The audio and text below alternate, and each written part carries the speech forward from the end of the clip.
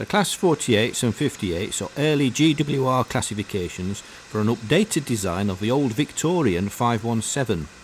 The Class 48 first appeared in the 1930s and was equipped for working with auto coaches, which were an early type of control car used in push-pull trains on single branch lines. The Class 58 came slightly later and was not equipped for working with auto trains.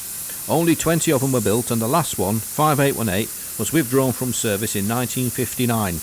All of them were scrapped, so it's a unique privilege to see the 5818 so faithfully recreated in Train Simulator. This one's steamed up and ready to go. First thing I'm going to do is open the front damper.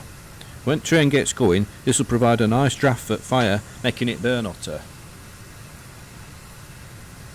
This is the boiler water level gauge, and I'll do a blowdown on this to make sure I get an accurate reading.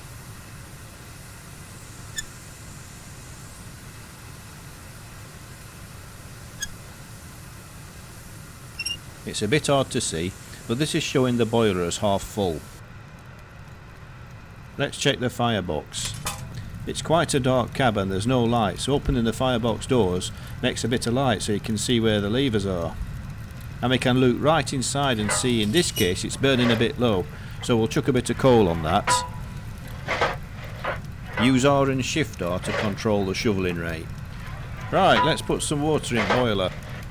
First we'll open the water tank valve. You can use the L key on the keyboard for that. You can hear the water running straight away, and if you look outside you'll see that the water is just going straight through this drain.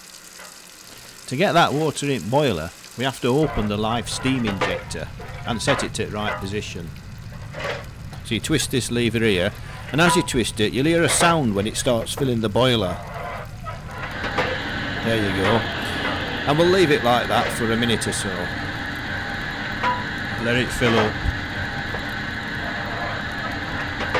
And if we just have a quick look outside, we can see steam coming from that drain now. A bit of residual steam from the injector.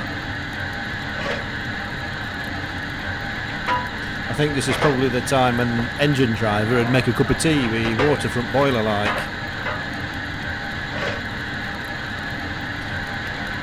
Keep your eye on water gauge while it's filling up. You don't have to blow it down every time like this. I just do it because I like doing it. But you do have to keep your eye on it. Don't let it get too full. Right, that'll do. We'll shut off the injector.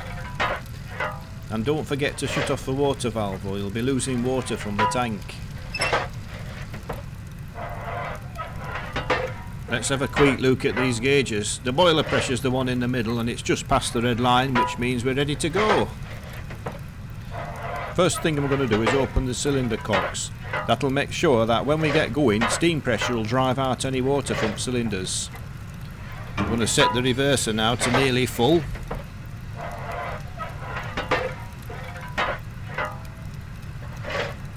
There's a little bit of brake pressure, so I'm going to just release that. There we go. Quick blow-out whistle. And regulator, we'll just open it a bit.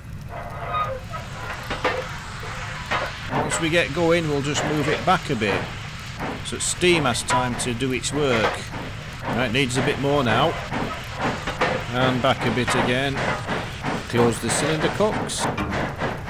Some more regulator. Now listening to that engine, it doesn't sound very sweet at the moment, and that's because steam is entering the cylinder for the entire length of the stroke.